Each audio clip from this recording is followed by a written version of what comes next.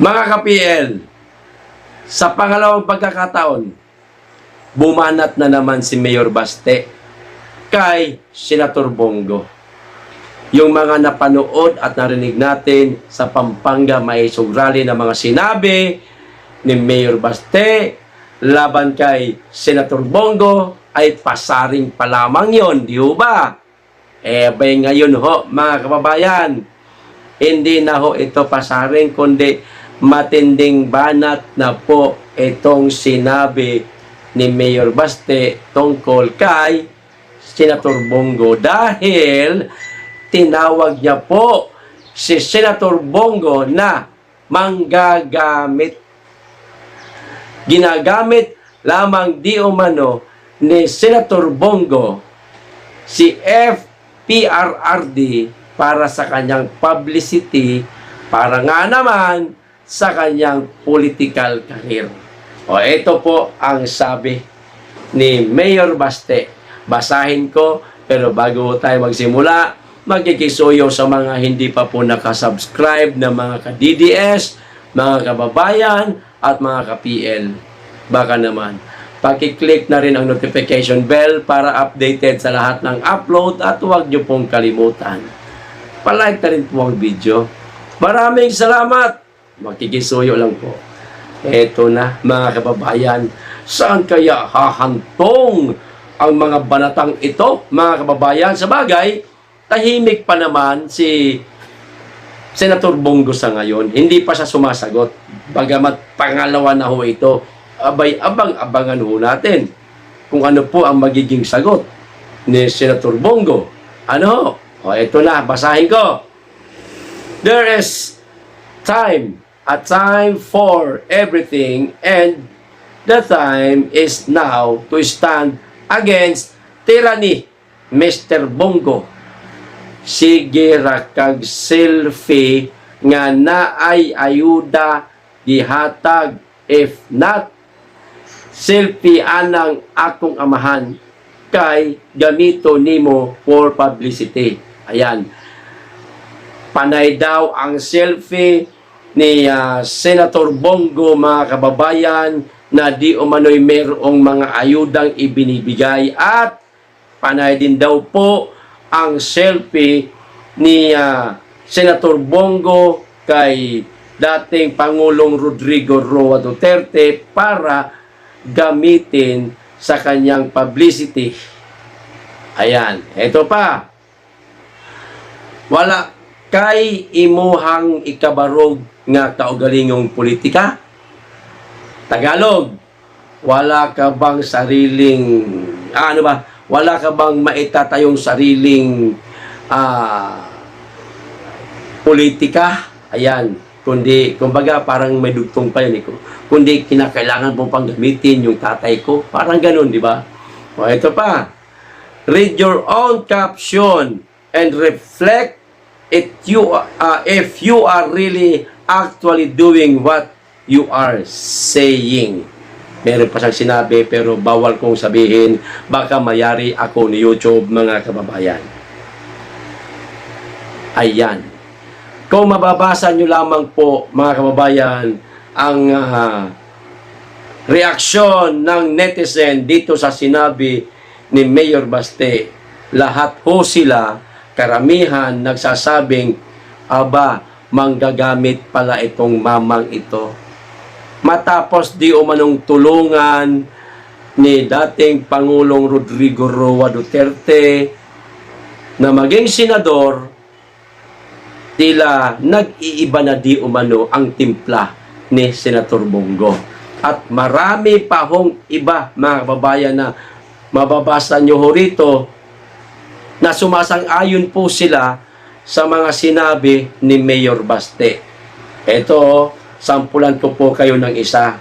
Ito, sakto, Mayor, murag mulinya si Bongo sa pagkatrapo.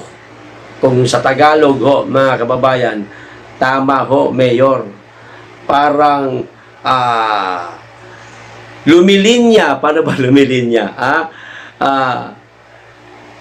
Parang magiging trapo di umano si Senator Bongo, ayan, magiging top politiko. Ayan, ang hirap pala mag-translate mga kababayan. Ba't ganun? Hirap ako ngayon, dati hindi naman. O ngayon, mga kababayan, ito naman po ang sinabi ni Senator Bongo. Siguro yung iba sa inyo, alam na po ito. Yung iba, hindi pa, kaya basahin ko na rin. Gaya ng parati naming sinasabi, there is always a time for everything. Ito ang panahon para mas lalong unahin ang kapakanan ng ating mga kababayan. Tulad ng payo ni FPRRD sa akin mula noon hanggang ngayon, gawin ang tama, gampanan ang tungkulin sa bayan at unahin ang interes ng Pilipino. I support the Dutertes. Dutertes lahat mga kababayan. I support the Dutertes and my fellow Dabaweños dahil ako ay isang Dabaweño. Ang pamilya ko ay galing sa Batangas. Lumaki rin ako sa Metro Manila. Bisaya rin ako at itinuturing ako na adopted son ng maraming munisipyo, lungsod at probinsya. That is why my loyalty is and will always be with the Filipino people. Patuloy akong magmamalasakit at magsiservisyo sa inyo. Higit sa lahat, patuloy kong ipaglalaban ang karapatan ng bawat Pilipino. Daghang salamat o padayon. Ayon po ito kay Senator Bongo, mga kababayan. Ngayon, ang netizen, mga kababayan, medyo nagtatalo-talo. Kasi nga naman, katulad ko po, kung totoo man itong pasaringan o itong pasaring ni Mayor Baste kay Senator Bongo, kung ako lang wala akong tulak kabigin sa dalawa. Dahil parehas ko po itong gusto, mga kababayan.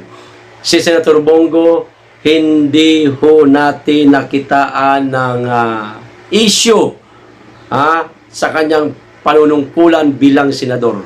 Wala tayong narinig na itong mama nagnakaw sa kaban ng bayan,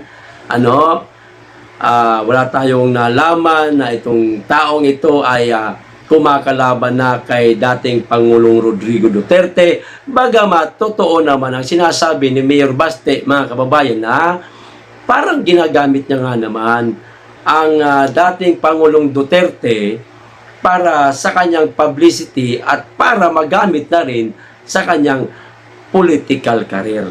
Mga kababayan, kayo po ang tatanungin ko. Ano ho sa palagay ninyo ang nangyayari? Bakit ganito po ang mga tinuran ni Mayor Baste? Kasi kung ako naman ang magbibigay ng opinion tungkol dito sa mga sinabi ni Mayor Baste, isa lang ang masasabi ko sa inyo, mga kababayan. Isa lang ang masasabi ko. Kaya ako natatawa ngayon, mga kababayan. Kasi napakasimple lang ho nitong aking sasabihin. Alam nyo kung ano? Tularan nyo po ako. Relax lang. Relax lang, mga kababayan. Walang dapat ipag-alala. Okay? Wala na akong sasabihin pang iba. Basta mag-antabay lamang ho tayo, mga kababayan, sa mga kaganapan. Sinabi ko na po sa inyo noong mga nakaraang buwan, linggo pa lamang, mga kababayan, maraming mangyayari sa buwan na ito. Mas lalo na po sa susunod na buwan. Maaaring totoo, maaaring hindi, maaaring drama. Okay? Ano ho sa palagay ninyo? Hanggang dito lamang po. Maraming salamat. Mag-iingat kayo lagi at higit sa lahat, mahalin po natin ang Pilipinas. Be blessed.